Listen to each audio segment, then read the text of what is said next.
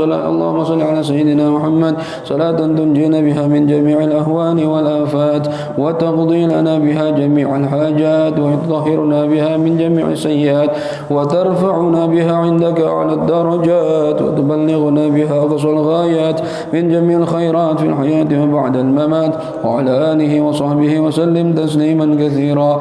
اللهم إنا نستحفظك ونستودعك دياننا وأبداننا وأنفسنا وأهلنا وأولادنا وأموالنا وكل شيء أعطيتنا. اللهم اجعلنا وإياهم في كنفك وأمانك وعياذك وجوارك من كل شيطان مريد وجبار عنيد وذي عين وذي بغي وذي حسد ومن شر كل ذي شر إنك على كل شيء قدير. اللهم جملنا بالعافية والسلامة وحققنا بالتقوى والاستقامة وأعذنا من موجبات الندامة في الحال والمآل إنك سميع الدعاء. اللهم اغفر لنا ولوالدينا وأولادنا وأحبابنا ومشايخنا في الدين وأصحابنا ولمن أحبنا فيك ولمن أحسن إلينا ولمن له حق علينا ولجميع المؤمنين والمؤمنات والمسلمين والمسلمات يا رب العالمين. وصل اللهم بجمالك وجلالك على سيدنا محمد وعلى آله وصحبه وسلم أجمعين وارزقنا كمال المتابعة له ظاهرا وباطنا برحمتك يا أرحم الراحمين يا أرحم الراحمين يا أرحم الراحمين. سبحان ربك رب العزة عما يصفون وسلام على المرسلين والحمد لله رب العالمين. السلام عليكم ورحمة الله وبركاته. الفاتح إلى حضرة سيدنا وحبيبنا وشفيعنا رسول الله محمد بن عبد الله وآله وأصحابه وأزواجه وذريته وأهل بيته وإلى روح سيدنا المهاجر إلى الله أحمد بن عيسى سيدنا الأستاذ الأعظم الفقيه المقدم محمد بن علي بعلوي سيدنا قطب الرباني الشيخ عبد القادر الجيلاني وجميع ساداتنا آل أبي علوي وجميع أولياء تسعة في جزيرة جاوة خصوصا وسلام بن شريف هداية الله وجميع ذرية سيدنا الحسن وسيدنا الحسين وأصولهم وفروعهم ثم إلى روح وألف هذا الكتاب الإمام حجة الإسلام أبي حامد محمد بن محمد الغزالي وأصوله وفروعه وإلى روح سيدنا الحبيب عبد الله بن عمر الشاطري وأولاده الجميع الحبيب محمد المهدي والحبيب أبي بكر سيد الوالد الحبيب حسن وسيد الوالد الحبيب سالم وإلى روح سيدنا الحبيب عبد الرحمن بن محمد المشهور والحبيب علوي بن عبد الله بن شهاب والحبيب جعفر بن أحمد العدروس وسيد الوالد الحبيب عبد الله بن محسن العطاس وسيد الوالد الحبيب عبد الله بن محمد بن شهاب وسيد الوالد الحبيب عبد القادر بن محمد وسيد الوالد الحبيب عبد القادر بن بشير الحسني وأبويا سيد محمد بن علي بن عباس المالكي الحسني ثم إلى روح سيدنا الحبيب محمد بن الحبيب مشهور بن محمد بن سالم بن حفيظ والحبيب حسن بن محمد الحداد والحبيب حسين بن أبي بكر على إدروس والحبيب عبد الله بن محسن العطاس والحبيب أبي بكر محمد السقاف والحبيب أبي بكر بن عبد الله بن طالب العطاس والحبيب صالح بن محسن الحامد والحبيب محمد بن علي الحداد والحبيب علي بن عبد الرحمن الحبشي والحبيب علي بن حسن العطاس والحبيب سالم بن أحمد بن جندان والحبيب أحمد بن عبد الله بن حسن العطاس والحبيب شيخ بن سالم بن عمر العطاس والحبيب عمر محمد بن هود العطاس وأصولهم وفروعهم ما إلى رجدك حج مصنف بن هجر بن جرج الياس والوالد حج صوفيان وجدة حج فاطمة بنت حج صالحون والوالد حج صوفيان بنت جدة حج سليمان والوالد حج جمال الدين المالك المهدي بن حج حلواني وجدة حج سليمان قراش جدة حج صافية بنت سدين وأصولهم وفروعهم ما إلى روكي حج محمد خليل وكي حج هاشم أشعري وكي حج بشري سنسوري وكي حج عبد الله فقيه لنجيتا وكي حج محمد فاروق وكي حج محمد أرواني وكي حج أحمد بشير وكي حج محمد زيني بن عبد الغني البنجاري وأصولهم وفروعهم أن الله يغفر لهم ويرحمهم ويعلي درجات في الجنة وينفعنا ببركاتهم وأسرارهم وأنوارهم وعلومهم ونفحاتهم في الدين والدنيا والآخرة. الفاتحة. أعوذ بالله من الشيطان الرجيم. بسم الله الرحمن الرحيم.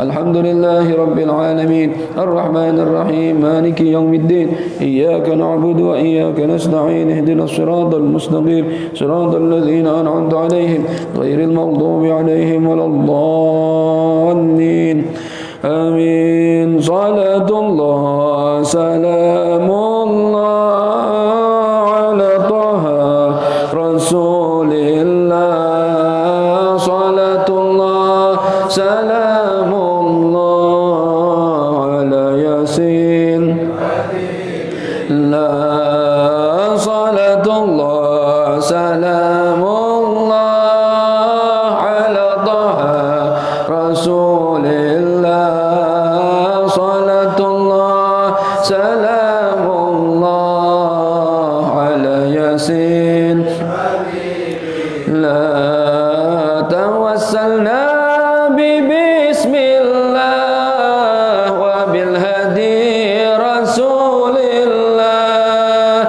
توسلنا ببسم الله وبالهدي رسول الله وكل مجاهد لله بأهل البدر يا الله صلاة الله سلام الله على طه رسول الله صلاة الله سلام الله على ياسين إلهي سلم الأمة من الآفات والنقمة إلهي سلم الأمة من الآفات والنقمة ومن هم ومن غمة بأهل البدر يا الله صلاة الله على طه رسول الله صلاة الله سلام الله على ياسين حبيب الله اللهم بارك لنا في رجب وشعبان اللهم بارك لنا في رجب وشعبان وبلغنا رمضان بأهل البدر يا الله صلاة الله سلام الله على طه رسول الله صلاة الله على ياسين حبيب الله اللهم بارك لنا في رجب وشعبان اللهم بارك لنا في رجب وشعبان وبلغنا رمضان بأهل البدر يا الله صلاة الله سلام الله رسول الله صلاة الله على ياسين حبيب الله اللهم بارك لنا في رجب وشعبان اللهم بارك لنا في رجب وشعبان وبلغنا رمضان بأهل البدر يا الله صلاة الله سلام الله رسول الله صلاة الله سلام الله على ياسين حبيب الله على ياسين حبيب الله اللهم صل وسلم وبارك عليه وعلى آله.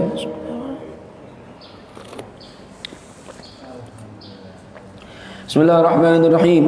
نويت التعلم والتعليم والنفع والانتفاع والإفادة والاستفادة والتذكر والتذكير والحث على التمسك بكتاب الله وسنة رسوله والدعاء إلى الهدى والدلالة إلى الخير ابتغاء وجه الله ورضاه وقربه وثوابه. اللهم يا من مقاليد الأمور كلها بيده وإليه يرجع الأمر كله يا فتاح يا عليم افتح لنا فتحا قريبا يا فتاح يا عليم يا فتاح يا عليم يا فتاح يا عليم. اللهم أغننا بالعلم وزينا بالحلم وأكرمنا بالتقوى وجملنا بالعافية. اللهم ارزقنا فهم النبيين وحفظ المرسلين وإلهام الملائكة المقربين برحمتك يا أرحم الراحمين. ربي زدني علما ووسع لي في رزقي وبارك لي فيما رزقتني واجعلني محبوبا في قلوب عبادك وعزيزا في عيونهم واجعل لي وجها في الدنيا والآخرة ومن المقربين يا كثير النوال يا حسن الفعال يا قائما بلا زوال يا مبدئا بلا مثال فلك الحمد ولك المنة ولك الشرف على كل حال يا أول الأولين ويا آخر الآخرين ويا ذا القوة المتين ويا راحم المساكين ويا أرحم الراحمين. وصلى الله على سيدنا محمد وعلى آله وصحبه وسلم والحمد لله رب العالمين. بسم الله الرحمن الرحيم. الحمد لله رب العالمين والصلاة والسلام على أشرف الأنبياء والمرسلين سيدنا ومولانا محمد وعلى آله وصحبه أجمعين. سبحانك لا علم لنا إلا ما علمتنا إنك أنت العليم الحكيم. رب اشرح لي صدري ويسر لي أمري واحلل عقدة من لساني يفقه قولي. أما بعد. Hadirin wal hadirat segenap jamaah majlis ilmu Masjid Nurul Yaqin yang dirahmati Allah Subhanahu wa taala. Alhamdulillah, puji dan syukur kita panjatkan kehadirat Allah. Sampai pagi ini kita semua masih panjang umur, sehat wal afiat, masih diberikan taufik hidayah, mau salat subuh di masjid dan mau meluangkan waktu untuk mencari ilmu. Kita harap mudah-mudahan sisa umur yang Allah berikan pada kita bisa kita manfaatkan sebaik-baiknya untuk memperbanyak ibadah kita kepada Allah Subhanahu wa taala. Amin ya rabbal alamin.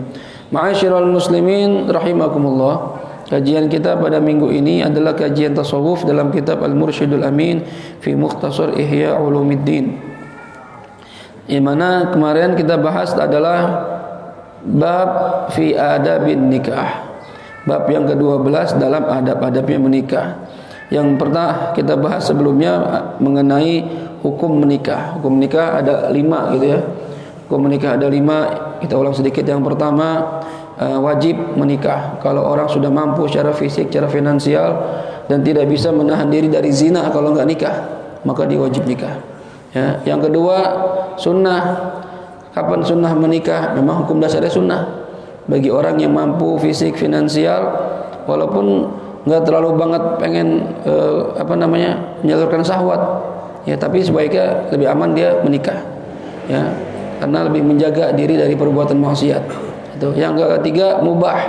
Mubah itu orang yang kurang mampu secara finansial, secara fisik, ya, dan belum juga terlalu pengen nikah, itu mubah-mubah saja. Mau nikah boleh, enggak juga enggak apa-apa, ya.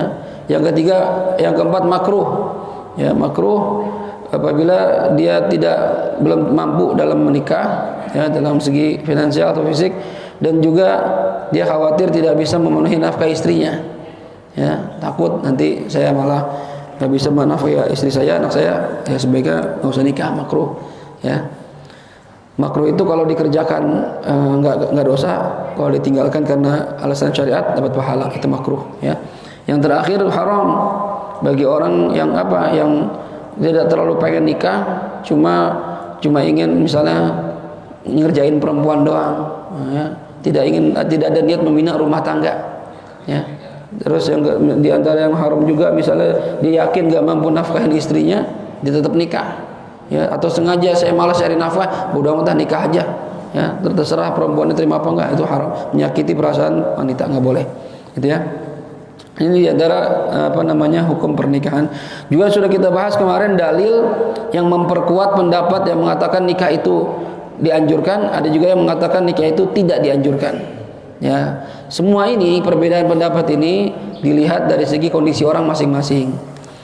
Jadi masing-masing tahu kondisi dirinya. Kalau memang dia termasuk orang yang sebaiknya menikah, ya nikah aja. Ya, lebih baik menikah karena pahalanya juga besar. Ya, ibadah yang dikerjakan orang menikah dengan yang belum nikah juga beda pahalanya. Kan tapi kalau seandainya dia merasa, wah kalau gara-gara nikah ibadah saya berantakan ini, ngaji kagak bisa, ya ibadah kurang segala macam, ya, mendingan nggak usah nikah. Ya, kayak muhdar mikir dor, ente bagusan nikah apa enggak? Ya kalau masih nggak disetujui juga, ya kan bahas masih nggak disetujuin, gitu ya. Udah wiridin aja bapaknya, ya, biar terlalu lama setuju, gitu, ya. Gampang itu mah harusannya. Ya, nah sekarang kita bahas lagi lanjutan pembahasan kita. Faslun fi fawaidin nikah, dikatakan di sini. Qala al-musannif rahimahullahu taala wa nafa'ana bihi wa bi 'ulumihi fid dharain amin. Radhiyallahu ankum wa qala radhiyallahu anhu. Faslun fi fawaidin nikah, tentang faedah-faedah nikah.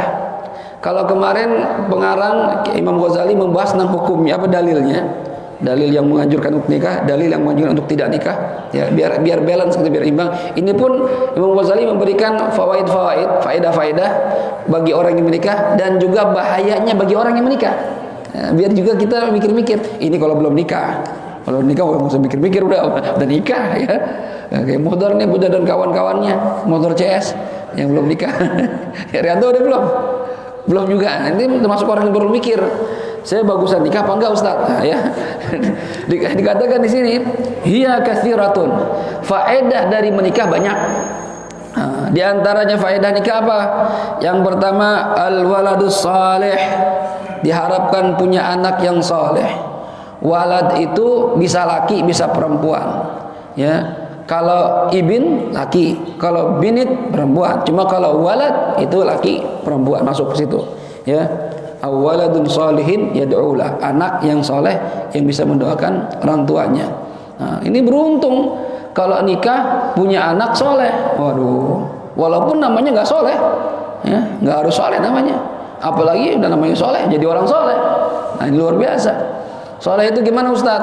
Soleh itu adalah al-qaim bihuquqillah wa huquqi ibadillah. Orang yang bisa melaksanakan hak-haknya Allah dan juga hak-haknya para manusia. Nah, itu orang soleh namanya itu. Jadi ibadah sama Allahnya cakep, hubungan sama orang lain juga bagus. Nah, ini nggak bisa cuma ya satu sisi saja. Ah, yang penting ibadahnya sama Allah. Mau berantem mulu sama orang, ngomongin orang mulu, bodo amat. Yang penting ibadah bener. Nah, itu nggak soleh namanya itu.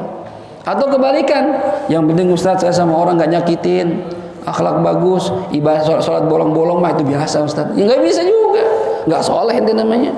Ya, ini waladun soleh, ya yang kita harapkan, yang setelah kita dapatkan setelah menikah.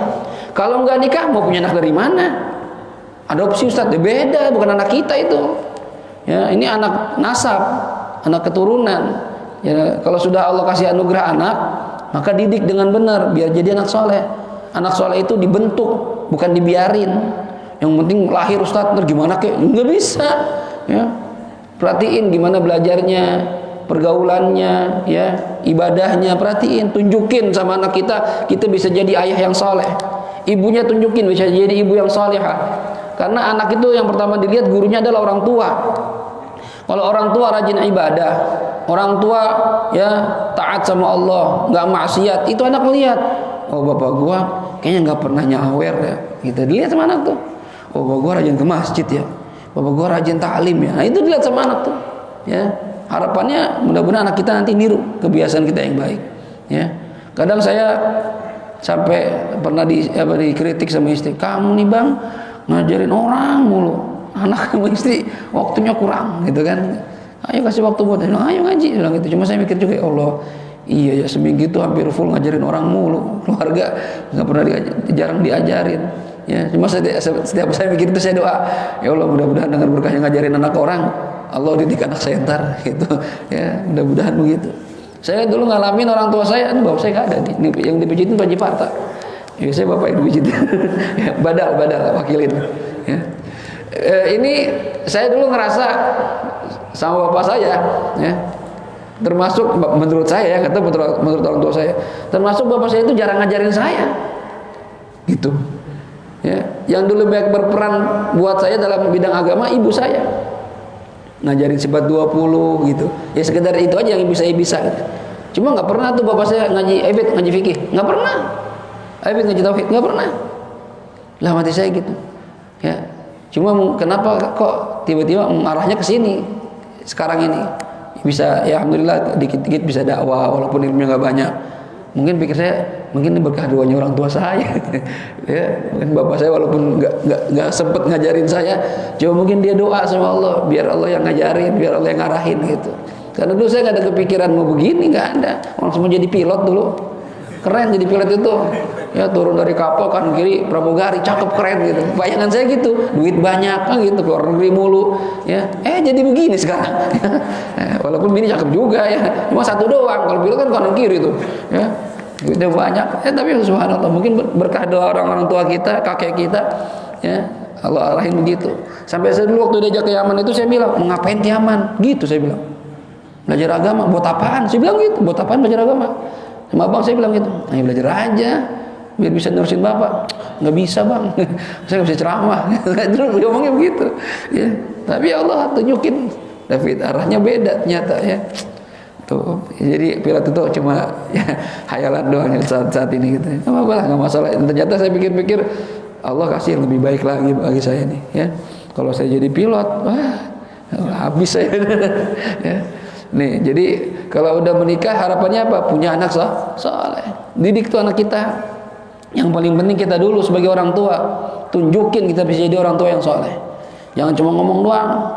Hafid, ngaji, bapaknya nggak pernah ngaji. Hafid, sholat, bapaknya nggak pernah sholat. Susah punya anak soleh begitu. Ya, Hafid ke masjid, bapaknya nggak pernah masjid. Mau punya anak soleh dari mana? Ya, orang tuanya dulu tuh. Ya, punya anak soleh, jadi anak yang soleh. Karena setua apapun kita pasti anak. Saya udah 40, saya juga anak, masih ada bapak saya. Ya, tunjukin sama orang tua kita bisa jadi anak yang soleh. Nah ini anak soleh ini membahagiakan orang tua dunia akhirat. Ya, di dunia dilihatnya senang, makanya doanya para rasul, Rabbana hablana min azwajina wa dzurriyyatina qurrata ayun. Saya Allah jadikan istri-istri kami, anak-anak kami qurrata ayun, penentram bola mata kami. Kalau ngelihat dia tenang gitu, ngelihat anak-anak kita ya Allah senang gitu. Enggak perlu ngelihat anak orang lain dah. Anak kita udah cukup, Allah alim, akhlaknya ada, pinter, manfaat. Itu udah senang dah. Ya. Kalau kita meninggal dia yang jadi imam salat kita, dia yang mimpin tahlilnya, dia yang ziarahin kita. Belum lagi ntar di alam barzah, dia di alam akhirat dia memberi syafaat sama kita, nolongin kita. Punya anak yang hafal Quran, bisa memberikan syafaat. Otomatis kalau anaknya hafal Quran, dia bakal syafaat orang tuanya dulu. Nggak mikirin anak bini, orang tua dilihatin. Bahkan orang tua yang anaknya hafal Quran dikasih tempat duduk yang indah dari cahaya, dikasih jubah, dikasih mahkota sama Allah. Itu membanggakan dia di dunia, membanggakan di akhirat, membanggakan anak soleh. Ya. Dan ingat sama orang tua. Jangan cuma diajarin dunia mulu. Yang penting ilmu dunia Ustaz.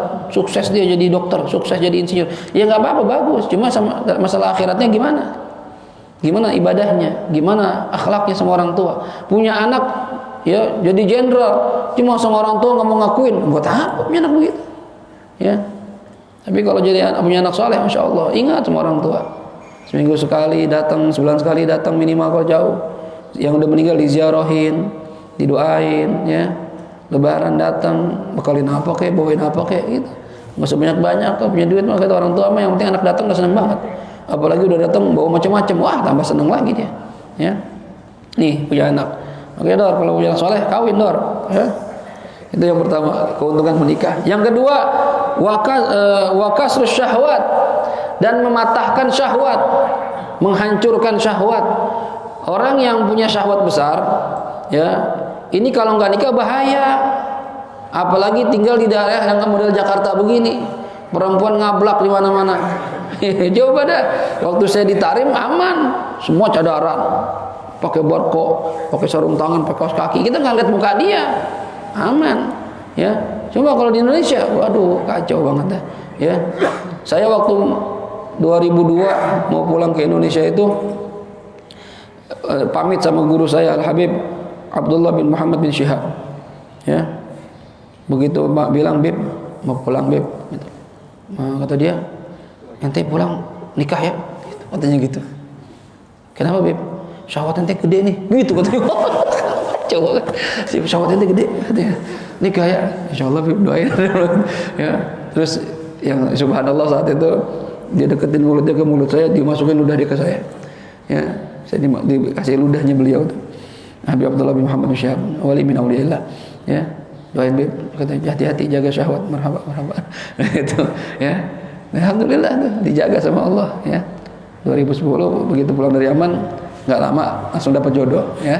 Nggak pakai lama-lama gitu. Nah itu untuk mengendalikan syahwat kita, salurkan dengan cara yang halal, nikah. Karena kalau nggak ada penyaluran yang halal, ujung-ujungnya ntar ke kamar mandi mulu. Kamar mandi mulu. Apain sih lama banget? Ngabisin sabun. Ada aja di kamar mandi. Jangan ya, atau jajan naudzubillah. Nikah kagak, main mulu tiap malam ke sono Blok M.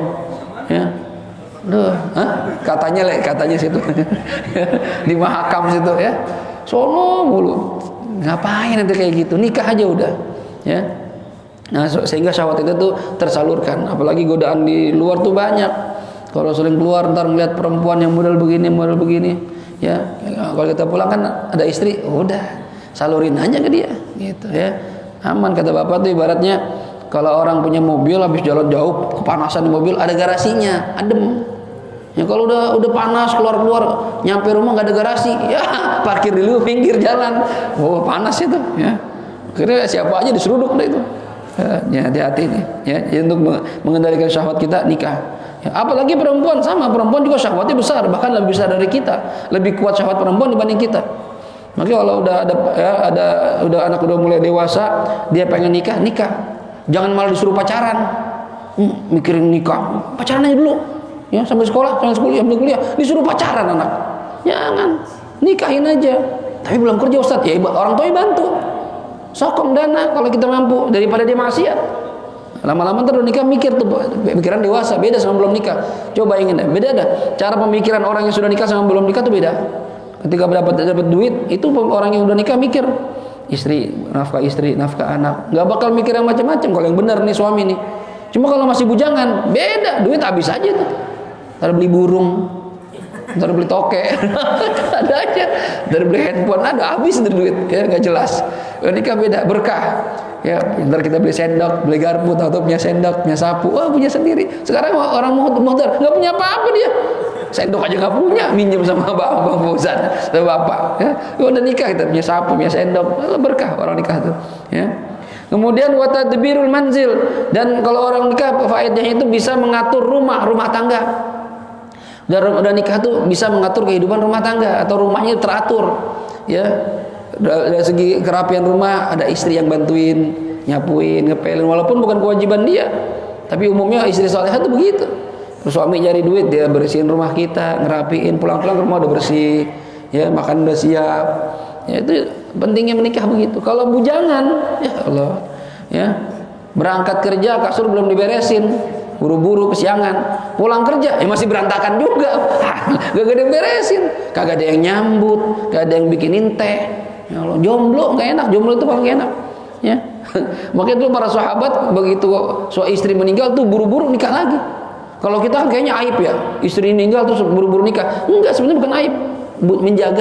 Menjaga apa namanya ketentraman jiwa, menjaga diri dari maksiat gitu. Jadi jangan diomongin kalau ada suami istri baru nikah terus dia langsung istri baru meninggal dia nikah lagi, diomongin. Jangan. Kalau alasannya buat ibadah bagus itu malah ya.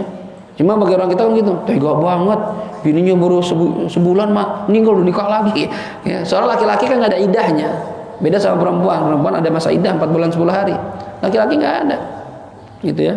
Saya waktu ada seorang ustadz nikah, istri baru meninggal sebulan, baru 40 hari dan nikah lagi, diomongin. Sebenarnya ngapain diomongin? Benar itu, benar nih. Ya, kecuali memang dia sayang banget sama bininya nggak bisa ngelupain ya, dia bertahan ya silahkan aja. Kalau dia bisa nahan, ya. Cuma kalau nggak, orang nafsu beda-beda. Daripada saya zina ustadz, iya benar, nikah yang benar, ya. Nih, jadi bisa mengatur rumah tangga, keuangan. Kadang laki-laki ada yang boros, gitu sama bininya, bini rada pelit, pinter tuh diatur. Dek, mau ngerokok, makan udah bang, ya masih ada setengah, beli lagi, jangan. Dimarahin bini, ya kan? Bang, Dek, uang bensin. Lah, udah habis. Kan kerja doang. Mau jalan-jalan jangan. Bini ngatur ya. Ibu jangan kebangetan diatur bini juga ya. Bahkan Imam Haddad mengatakan termasuk laki-laki suami yang bodoh yang menyerahkan seluruh penghasilannya kepada istri. Gitu. Ya, jangan ya, istri pegang boleh. Nih buat kehidupan rumah tangga ada. Cuma kita juga megang. Jangan sampai kita ntar minta-minta sama dia. Dek, bensin. Iyalah. Dia mau beli gorengan kayak anak sama bapak jadinya. Biar dia pegang, tapi kita juga megang, gitu ya.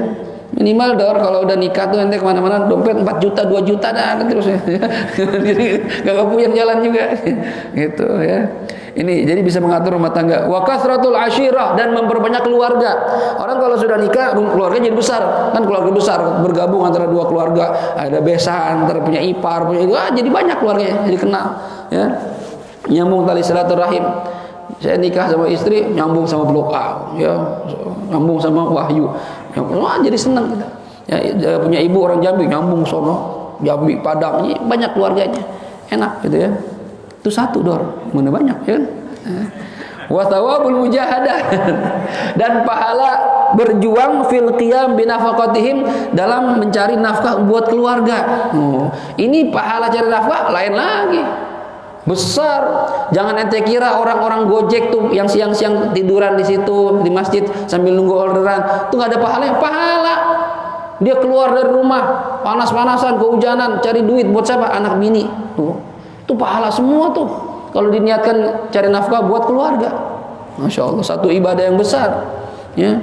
Jadi jalannya aja tuh nyari orderan itu ibadah itu.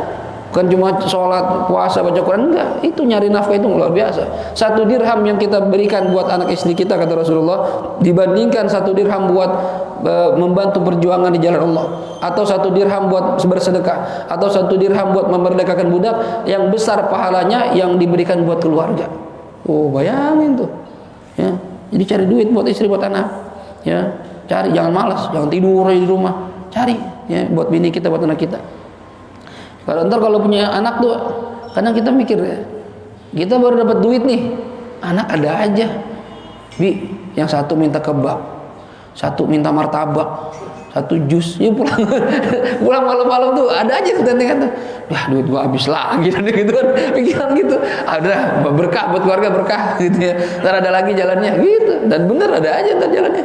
Ya, bahkan kalau kita ingat satu hadis itu bikin kita nggak pelit sama anak, ya.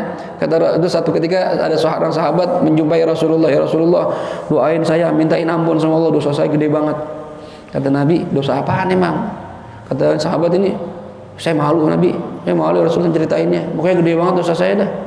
Tolong dong istighfarin saya, minta ampun kepada Allah buat saya. Kata Nabi, ya dosanya apa? Nabi gitu, nggak mau jawab juga. Lah, saya nggak mau jawab, saya malu. Sampai 3 kali Nabi tanya, nggak mau jawab juga nih orang. Nabi kesel. Kata Nabi, ente ya begitu mintain anak istighfar dari anak, ente nggak mau cerita, malu. Tapi waktu maksiat ente nggak malu, ente gimana nih? Kesana pergi, disuruh pergi sama Nabi. Ya, aduh ini orang udah minta ampun, minta tolong istighfar, nggak dikasih sama Nabi, ya diusir. Aduh, pulang dia sedih. Ketika orang itu lagi pulang, Jibril turun, ya Rasulullah, kenapa kamu bikin dia sedih?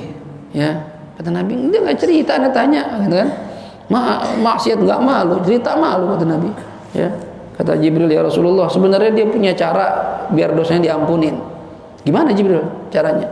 Katanya Jibril, dia punya anak di rumah masih kecil.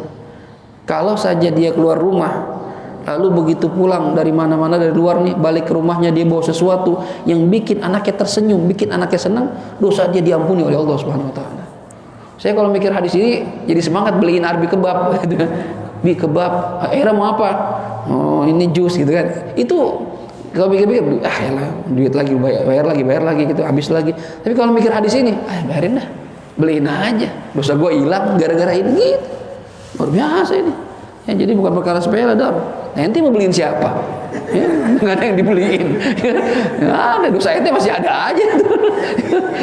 Elki mana Elki? Elki nggak ada lagi, Robi nggak ada. Ya, Mudor doang diincar. Ya.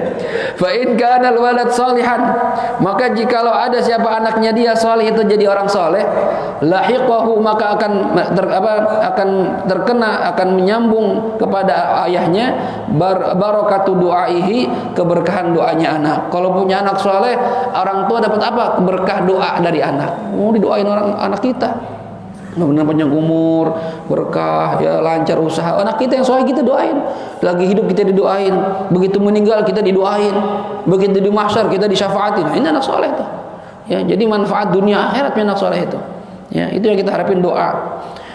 Kemudian wa in tufiya, kalau dia meninggal, kana lahu syafi'an. Kalau masih kecil meninggal, Ustaz, gimana anaknya? Kana lahu syafi'an, nanti bisa menjadi syafaat buat orang tuanya. Masih kecil ngasih syafaat, udah gede pun anak udah meninggal nih, udah gede, tapi jadi anak soleh bisa ngasih syafaat kepada orang tua.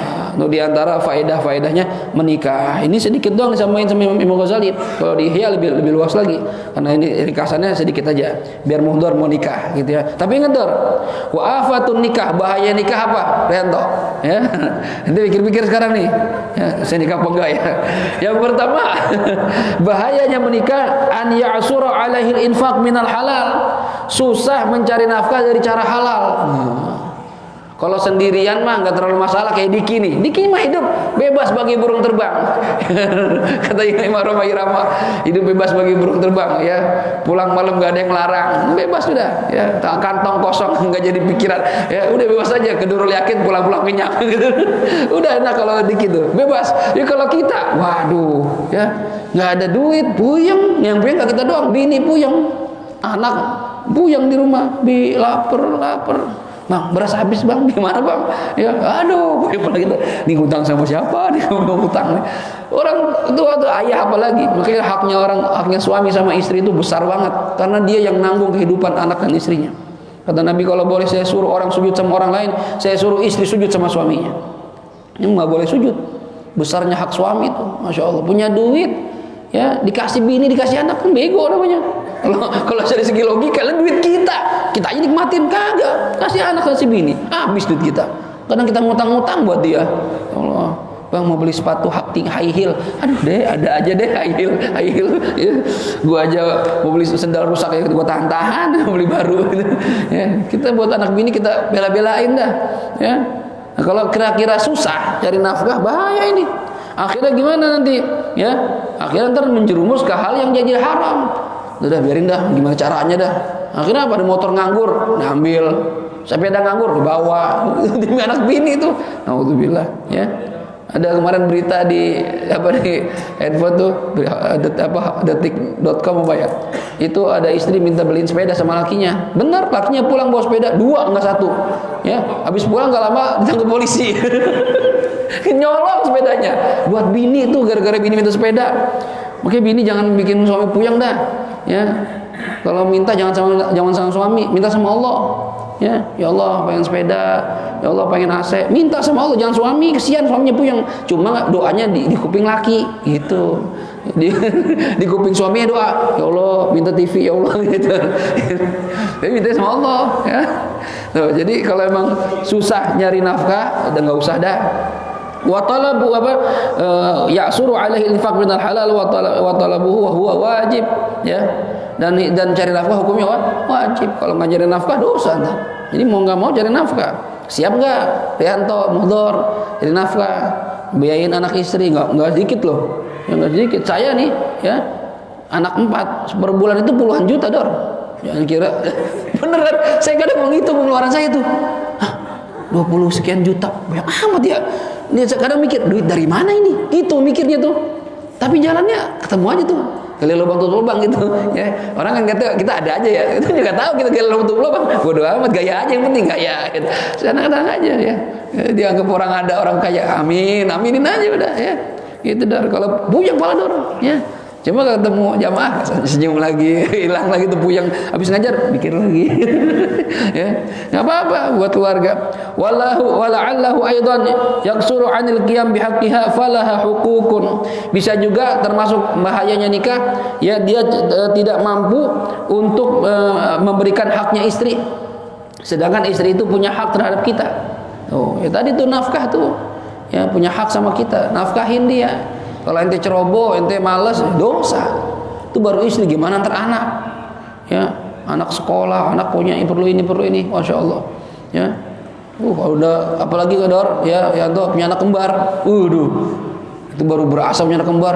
Popok biasa beli 2, 4 bal. Susu double, semua double. Baju lebaran, ya langsung 2. Belum abang adiknya, tuh nih anak kembar begini dalam hati ya.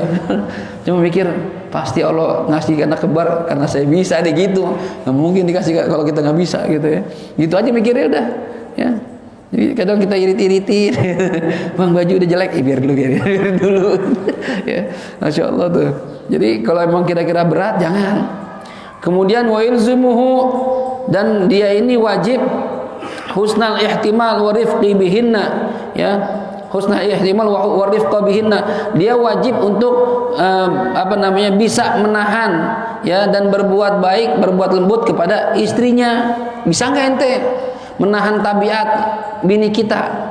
Ya, kadang perempuan ya kalau lagi PDKT mah kelihatannya baik-baik, bagus-bagus aja dah, ya, nggak kelihatan jeleknya. Tapi kalau udah jadi bini kelihatan tuh, ya, watak dia sebenarnya gimana.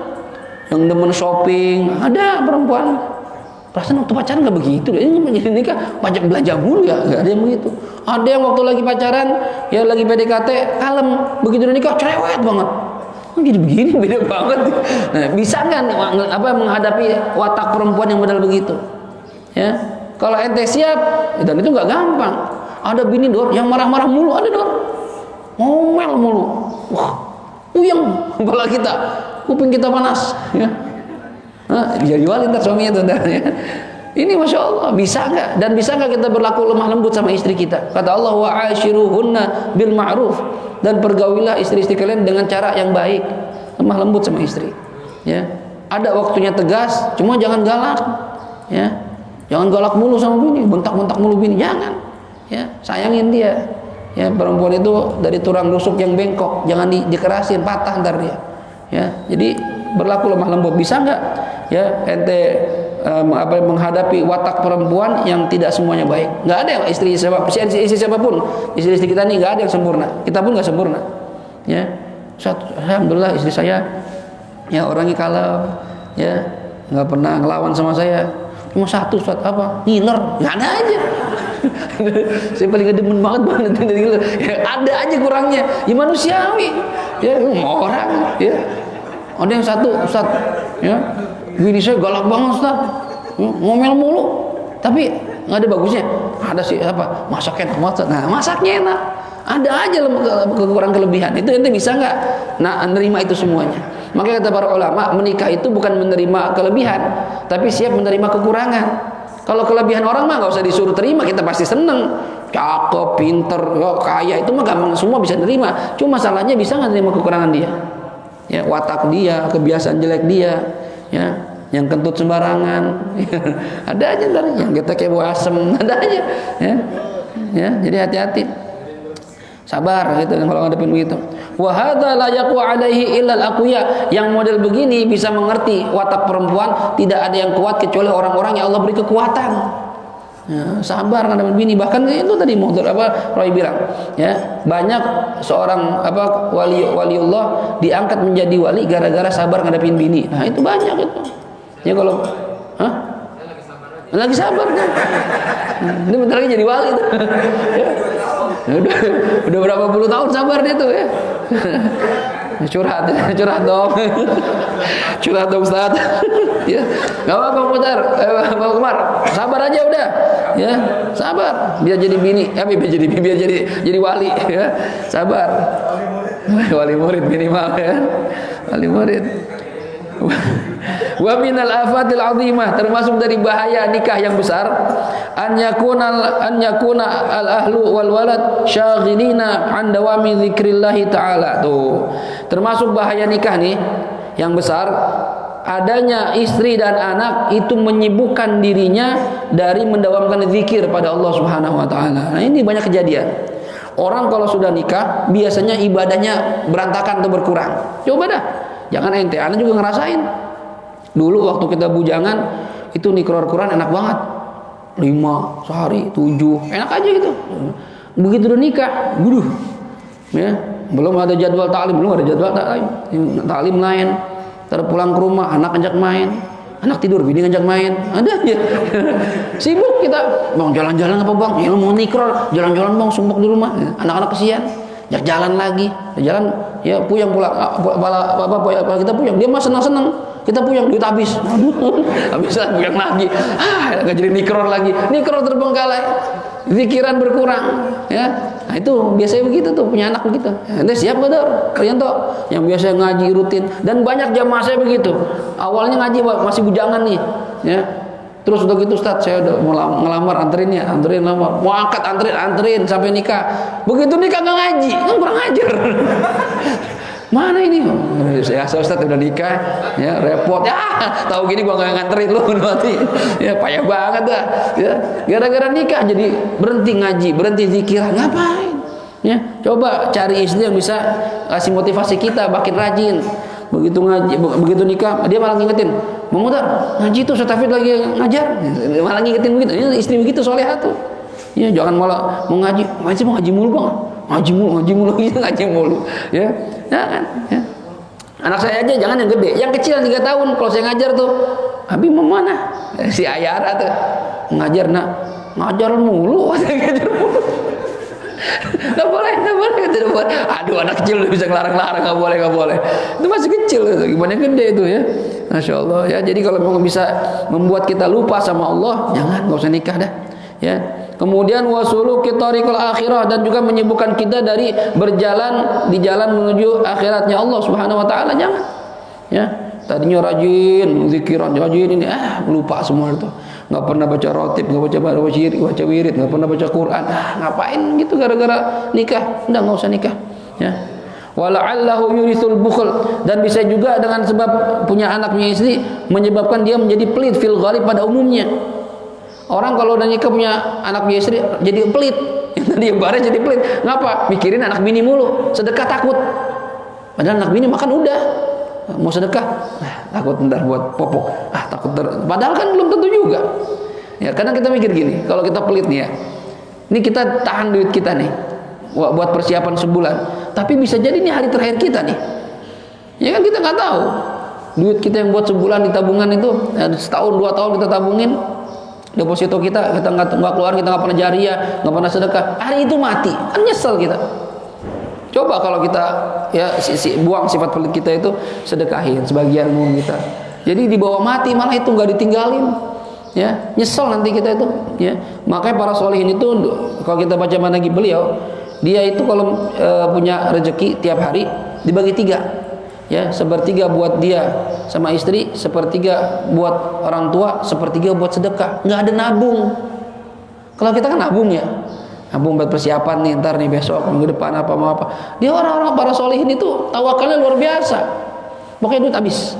Besok kan belum tentu hidup. Ya, kalau hidup cari nafkah. Tawakal sama Allah, ikhtiar, tawakal, doa udah.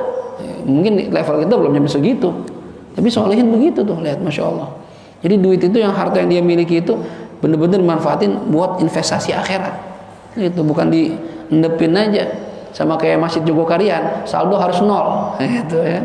Bangga kalau saldo masjid 0, ya. Itu duit berarti kepake buat maslahat umat, buat maslahat masjid, ya. Kadang pengurus kan gitu, bangga saldo 200 sekian juta, bangga. Harusnya bukan bangga, malu. Lu apa itu duit? Ngendon duit itu aja. Ya, mana perubahan buat masjid? Mana kemakmuran masjid nggak ada, gitu. Ya, kalau pernah waktu itu di daerah Cianjur, saya lagi mau arah ke Bandung, berhenti di satu masjid. Wah, di situ disiapin kayak gini nih. Ya, minuman yang dingin ada di kulkas, ya. Yang panas ada air panasnya. Kita tinggal nyeduh doang. Waduh. Ya. Di sampingnya tuh ada kotak, mau diisi boleh nggak apa-apa. Gitu. Ini ambil aja, kata pengurusnya, minum aja Pak, ini bayar, terserah, ambilin nggak apa-apa. Itu, Masya Allah, enak banget pilihannya, kopi, teh, ada gulanya, ya. Saya lagi nyari pulpi, nggak ada pulpi, nggak ada, yang ada aja situ dah. Tapi kan orang dari mana-mana minum air dingin, ada air kulkasnya minum, ya enak itu, Masya Allah, nggak bayar, walaupun air aqua gelas gitu ya. Gimana ditaruh susu tuh ultra, wah asik kayak di Alfa, tinggal pilih-pilih aja kita, ya. Nah ini buat maslahat masjid, rame masjid, ya ramenya minum doang, jangan ibadah juga di situ, ya. Nah, jadi ayo manfaatin, jangan sampai itu kita punya harta jadi pelit, karena watak manusia umumnya kalau punya harta makin nambah hartanya makin nambah pelitnya, ya. Dikit lagi. Kemudian wahwa minal muhlikat, dan sifat pelit ini termasuk yang sifat yang membinasakan kita. Waqad nabbahnaaka 'anil fawaid wal afat. Sekarang kata Imam Ghazali, saya sudah ngingetin nih ya tentang faedahnya nikah dan bahayanya nikah. Wa huwa yakhtalif bi ikhtilafil ashkhas wal ahwal. Dan ini berbeda-beda tergantung kondisi orangnya. Ya, jadi ente yang lebih ngerti, yang pada belum nikah nih lebih ngerti. Saya ini bagusan nikah apa enggak? Lihat. Kalau saya nikah kira-kira lebih banyak manfaatnya atau mudaratnya, atau saya memujang aja, yang penting saya ibadah, ngaji, yang hafal Quran, silakan. Lebih enak yang mana bagi ente, ya. Tapi kalau saya insya Allah saya kalau nikah tetap ibadah ya, mendingan nikah, biar ibadah lebih sempurna, ya. Fakhtabir halak, maka ujilah kondisi kamu. Wakhtar li nafsik, pilihlah buat diri kamu ma huwa aqrabu laka ila tariqil akhirah, apa yang lebih dekat bagi kamu, yang menuju jalan ke arah akhirat. Wallahu a'lam bishawab. Nah ini, jadi Muhdar, Rianto dan kawan-kawannya yang masih pada jomblo, masih pada miskin itu masing-masing mikir, saya lebih bagus gimana Ustaz? Apakah saya nikah apa enggak? Ente mikir tuh, Imam Ghazali udah ngasih arahan. Lihat lebih banyak faedahnya atau lebih banyak mudaratnya. Kalau ente takut, ya nggak bisa nafkahi istri segala macam, ya udah ente ibadah aja, ya. Cuma ingat ya, jangan kebangetan mengkhawatirkan hal-hal yang belum tentu terjadi. Kadang orang nggak saking takutnya itu nggak bisa ngapa-ngapain, nggak berani ngapa-ngapain. Lu ngapa nggak nikah? Ntar begini, ntar begini. Kejadian aja belum, ya jalanin aja dulu. Kalau emang niatnya ibadah, karena itu pengalaman saya gitu, saya tak takut juga. Ya 3,5 sebulan, 310.000 penghasilan, nikah tahun 2010, makan apa? Cicilan 700.000, kan bego namanya tuh, ya.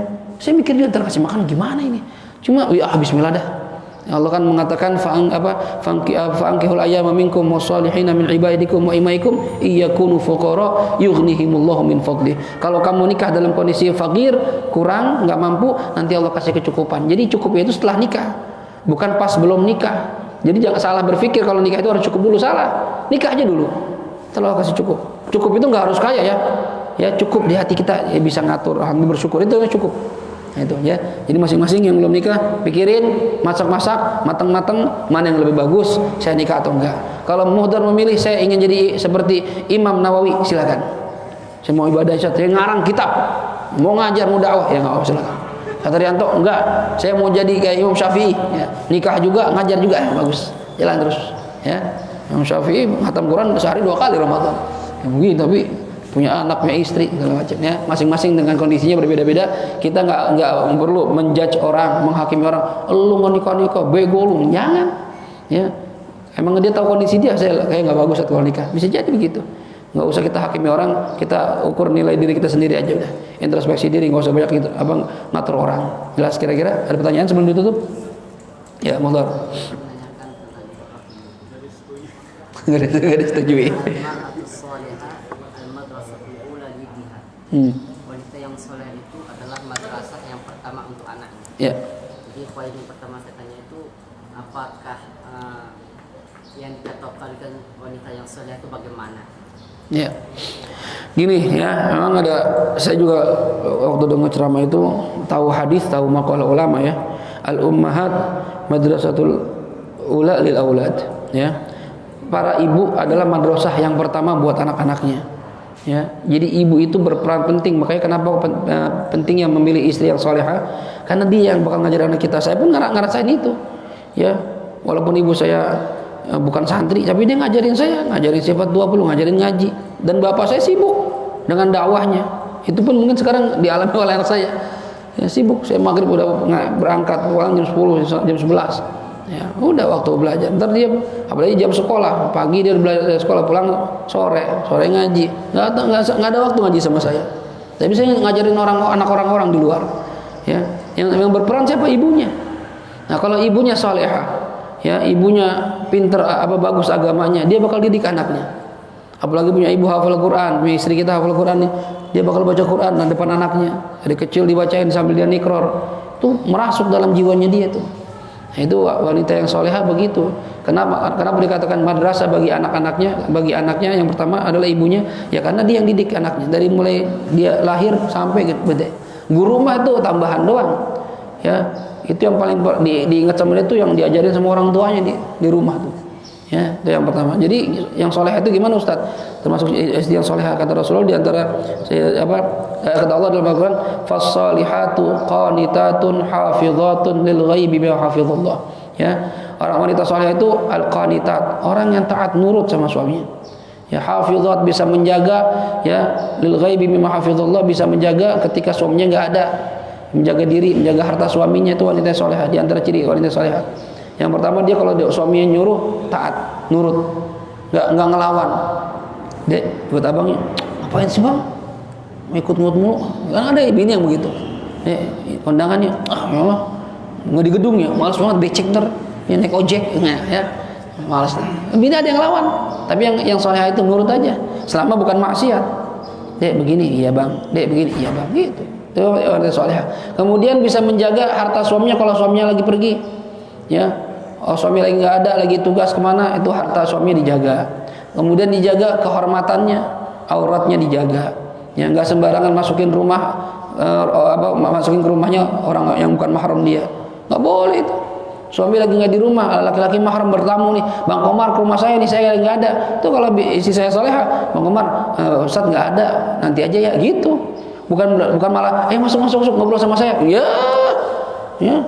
Ngeri, Bang Komar lagi ngeri tuh ya, kacau. Ini saya cakep lagi, ya bisa hilang jadi walinya, nggak jadi wali lagi dia. Ya. Jadi nggak boleh sembarangan itu, apalagi membawa orang lain masuk ke kamar suami, itu nggak boleh. Hatta keluarga kita, selama suami nggak ngizinin nggak boleh. Itu privasi kita itu.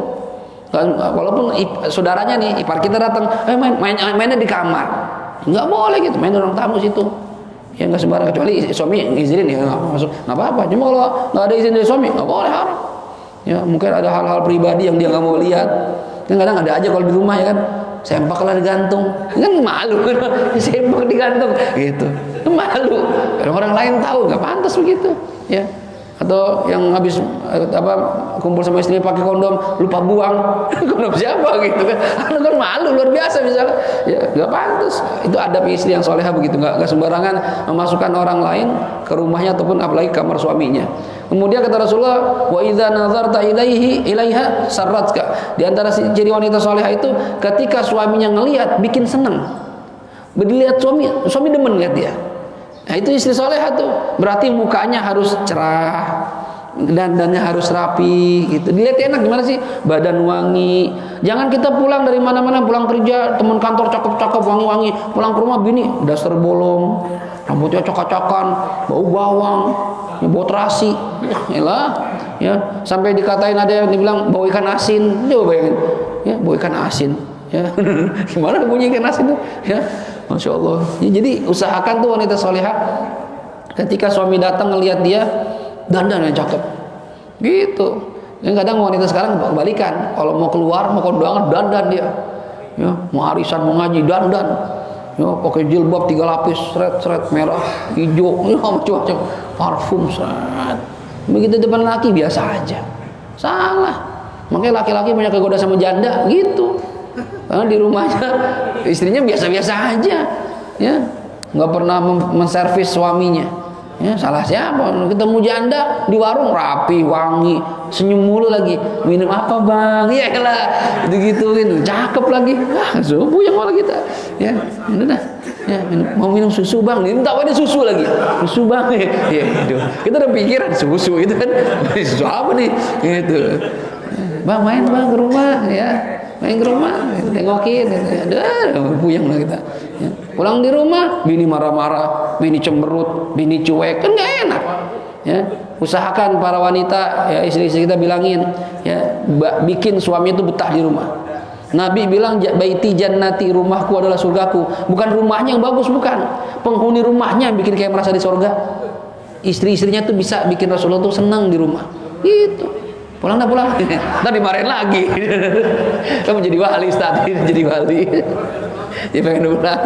Udah kesiangan. Gitu Madar. Jadi solehah itu diantara cirinya itu, ya. Taat, ya, yang pertama ibadahnya luar biasa, rajin, taat sama suami, bikin senang suami, gitu ya. Jaga kemaluannya, jaga kehormatan, jaga harta suami, termasuk ciri-ciri wanita yang solehah. Jelas kira-kira? Ada lagi? Ya, jadi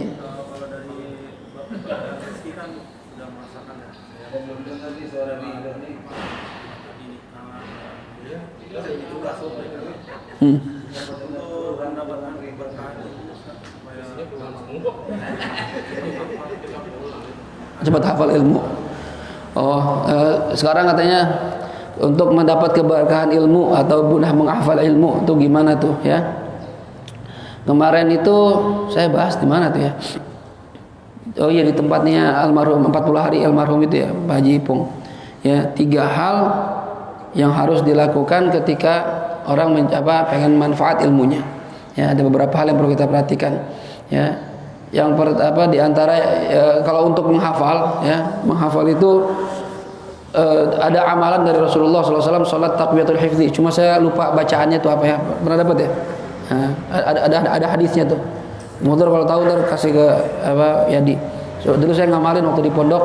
Jadi ada sholat Nabi mengajarkan taqwiyatul hifzi supaya cepat kuat hafalannya. Nah itu dikerjakan di malam Jumat dan baca surahnya agak panjang. Apa baca gitu ya. Sekarang udah ada handphone, itu diamalkan seperti itu. Dan juga termasuk yang menguatkan hafalan adalah tarkul ma'asi, ninggalin maksiat. Itu maksiat bikin rontok ilmu kita. Ya, katanya Imam Syafi'i bertanya kepada gurunya Muwaqi', ya. Kata dia, syakautu ila waqi'in an su'i hifzi fa arsyadani ila tarkil ma'asi lianna nur Allah lianna ilmu Allah nuran lianna ilmu Allah nuran wa nuran la yu'ti li'asi. Saya ngadu sama guru saya Imam Waqi', kata Imam Syafi'i, Syekh, ini kok saya ngapalin susah banget, ngapain ini kira-kira? Kata beliau, saya disuruh tinggalin maksiat. Ya, wa arsyadani ila tarkil ma'asi, saya disuruh meninggalkan perbuatan maksiat. Kenapa? Karena ilmunya Allah itu adalah cahaya. Ya, ilmu yang diberikan dari Allah melalui guru-guru kita ini itu cahaya dari Allah. Disampaikan cahaya itu masukin ke hati. Kalau hati udah bercahaya bersinar, itu ibadah gampang, taat gampang gitu. Ya, tapi cahaya Allah tidak akan Allah berikan kepada orang yang maksiat. Gitu. Jadi paling cepat menghilangkan hafalan kita itu perbuatan maksiat pada Allah Subhanahu wa taala. Ya, selain dengan usaha zahir, dengan cara menikror, mengulang-ulang, ya. Para solehin kalau kita baca manaqibnya, itu sebelum ngaji depan guru, yang mau dibaca gurunya itu diulang-ulang sampai 20 kali. Keadaan yahfaz, bahkan sampai hafal itu. Belum ngaji udah hafal. Gitu. Itu cara mereka begitu. Depan gurunya baru makin hafal, makin paham, makin kuat hafalannya. Itu saya punya guru Syekh Muhammad Amin itu, ya, dari Mauritania, orang Afrika, ya. Saya waktu masih ngaji kitab kecil itu, yang senior saya ngaji minhaj, beliau gurunya tuh ngajar senior ngaji minhaj. Dia nanya gini, ente ngaji apa minhaj? Ya, kata dia, hafal nggak? Enggak Syekh, ngaji aja. Kata dia, buat apa ente ngaji? Masih faedah teh. Nggak ada faedahnya ngaji tapi nggak hafal. Jadi kalau metode mereka nih, kalau saya ngajar Al-Mursyidul Amin, saya gurunya dan antum ngapalin. Kalau pakai begitu nggak ada yang mau ngaji. Besok setoran bab nikah. ampun. Di sana tuh torikohnya di Mauritania semua hafalan. Otaknya tuh terbiasa dari kecil ngapal. Ya, dia diem aja duduk begini nih, komat kami tuh. Gitu. Duduknya kan begini orang Mauritania. Itu ngulang-ngulang hafalan itu. Ya, ngurang Quran, ngulang apa? Masya Allah. Otaknya ilmunya di otak semua. Nah, terbiasa dengan cara seperti itu. Ya, jadi kalau ingin cepat hafal, ya, tarikohnya itu Selain dengan tarekat yang zahir kita mengulang-ulang, lalu tambahin dengan yang tadi Nabi ajarkan salat takbiratul hifzi, ya, kemudian meninggalkan perbuatan maksiat, dan juga ada beberapa amalan yang dari para ulama kita yang dibaca untuk menguatkan hafalan. Waktu di pondok itu di hafalan Quran ada sholawat khusus. Allahumma sholli ala sayyidina Muhammadin, ya, Allahumma sholli ala sayyidina Muhammadin sholatan analu bisirriha hifdzul Quran wal amala bihi warzuqni minhu warzuqni minhu ilman munira wa sallim tasliman katsira. Itu ada sholawat dibaca khusus untuk memudahkan kita menghafal Quran. Jadi ada amalan-amalan tertentu. Cuma pada intinya yang secara zahir kita usaha menghafal, itikrar, tinggalkan maksiat. Gitu. Jelas kira-kira? Ada lagi? Cukup? Ya. Ridho mau nanya? Masalah nikah lagi? Nikah lagi. Enggak? Cukup ya? Cukup satu aja. Dan dengan Fatihah. Mohon kepada Allah Subhanahu wa taala, mudah-mudahan apa yang kita pelajari di pagi hari ini Allah jadikan sebagai ilmu manfaat, dan mudah-mudahan kita bisa menjaga diri, ya, yang sudah menjadi suami, ayo perlakukan istri kita dengan baik, ya, penuhi haknya dia. Jangan sekedar nuntut hak kita saja tapi kita tidak memenuhi haknya dia. Perlakuan dia karena dia adalah jodoh dari Allah Subhanahu wa taala yang bisa menemani kita di dunia sampai mudah-mudahan sampai akhirat masuk surga bareng-bareng sama istri kita dan anak-anak kita. Dan yang belum nikah, minta sama Allah petunjuk mana yang terbaik buat saya, Allah. Apa saya baiknya menjomblo atau menikah? Kalau memang bagi saya menikah, jangan lama-lama, ya, nikah buruan kalau sudah waktunya, ya, jangan ditahan-tahan dor. Ya, ada yang minta iya aja udah gitu, ya. Kita berharap mudah-mudahan Allah berikan kita taufik hidayah sampai akhir hayat bisa mengisi hari-hari kita dengan ibadah pada Allah Subhanahu wa taala. Ala hadhihi niyyah wa likulli niyyatin salihah wa ila hadratil habibil mustafa Muhammad sallallahu alaihi wa alihi wasallam. Al-Fatihah. A'udzu billahi minasyaitonir rajim. Bismillahirrahmanirrahim. Alhamdulillahi rabbil alamin. Arrahmanir rahim. Maliki yaumiddin. Iyyaka na'budu wa iyyaka nasta'in. Ihdinas siratal mustaqim. Siratal ladzina an'amta 'alaihim ghairil المغضوب عليهم ولا الضالين آمين. بسم الله الرحمن الرحيم. الحمد لله رب العالمين. اللهم صل وسلم وبارك على سيدنا محمد وعلى آل سيدنا محمد. ربنا انفعنا بما علمتنا. رب علمنا الذي ينفعنا. رب فقهنا وفقه أهلنا وقربات لنا في ديننا مع أهل القتر أنثى وذكر.